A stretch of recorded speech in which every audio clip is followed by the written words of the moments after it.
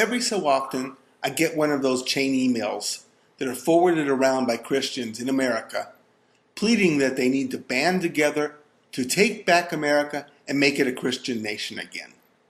They insist that America was founded as a Christian nation, and the concept of separation of church and state was not originally conceived as a means for keeping religion out of government. I agree. Most of the pilgrims that arrived on the Mayflower were puritanical Christians. And when the United States took form, it was predominantly Christian. As originally conceived, the First Amendment to the Constitution was only designed to keep government from forcing a particular religion on the people. It certainly has been interpreted differently by the courts. Whether their arguments are right or wrong is for me not the issue.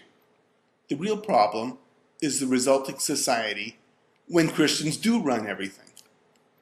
When Christians control a society, you get, well, the old joke is that you get the Dark Ages.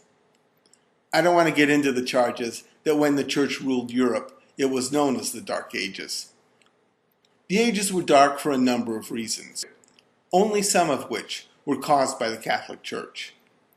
But there was a civilization at this time that was wholly advanced for its time, wholly civilized for its time, and wholly Christian. I'm speaking of the Greek city of Constantinople and the eastern half of the Roman Empire that we call Byzantium. I'm going to read a short passage from Will Durant's 11-volume The Story of Civilization, where he details life in Christendom. From the 5th to the 12th century, Byzantine civilization led Christian Europe in administration, diplomacy, revenue, manners, culture, and art. Probably never before had there been a society so splendidly adorned, or a religion so sensuously colorful. Like every other civilization, it rested on the backs of serfs or slaves, and the gold and marble of its shrines and palaces were the transmuted sweat of workers toiling on or in the earth. Like every other culture of its time, it was cruel. The same man who knelt before the image of the Virgin could slaughter the children of Maurice before their father's eyes. There was something shallow about it, a veneer of aristocratic refinement covering a mass of popular superstition, fanaticism, and literate ignorance. And half the culture was devoted to perpetuating that ignorance. No science, no philosophy was allowed to develop in conflict with that ignorance. And for 1,000 years, no addition was made by a Greek civilization to man's knowledge of the world. No work of Byzantine literature has caught the imagination of mankind or won the suffrages of time. Oppressed by the fullness of its heritage, imprisoned in the theological labyrinths in which dying Greece had lost the Christianity of Christ, the medieval Greek mind could not rise to a mature and realistic view of the world. That is the greatest Christian civilization of all time. For 1,000 years, no addition was made by a Greek civilization to man's knowledge of the world.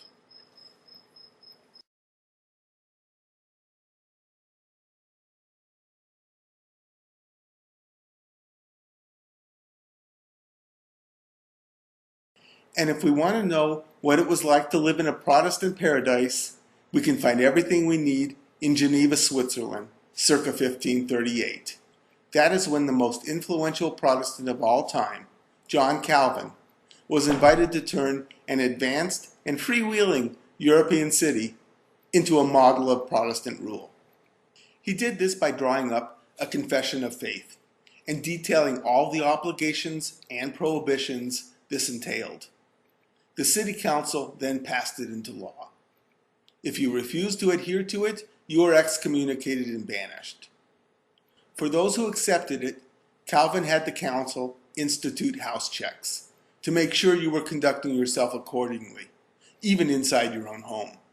Going to church was legally mandated. unless you were Catholic. You could be imprisoned for leaving church early. It was forbidden to give non-biblical names to your children. You could not wear brightly colored clothing or jewelry. Those that weren't excommunicated or banished? Well, a pro-Calvin biography lists 38 executions for such crimes as not testifying against friends accused of dancing, not denouncing adultery strong enough, or daring to criticize Calvin himself. Plus, there were the usual accusations of witchcraft or spreading the plague that got you executed as well. The Puritans brought John Calvin's ideas to America, so at least we have a model of what Christians mean when they want to take back America.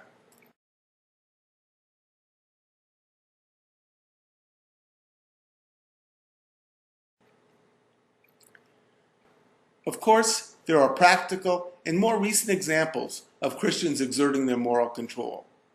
I'm referring to that wonderful time when Christians decided liquor was the cause of the nation's problems. A group of Christian grandmothers banded together and guilted America into prohibiting not only alcohol sales, but consumption as well, a la John Calvin. From it, millions of Americans instantly became criminals for doing something that was just as American as Christianity: drinking. Hell, George Washington was a distiller. Thanks to their efforts to use the state to legislate their form of morality, we have a legacy of organized crime.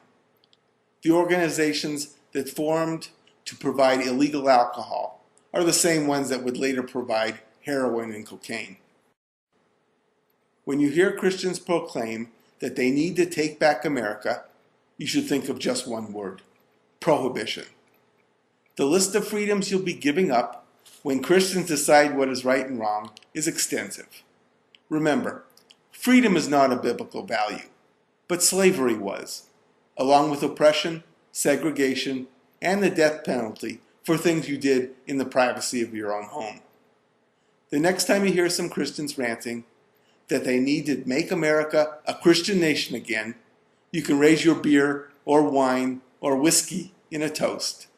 We've already experienced what happens when their morality gets to dictate to the nation. History has taught us that nothing stops progress more thoroughly than Christian rule. Well, almost nothing.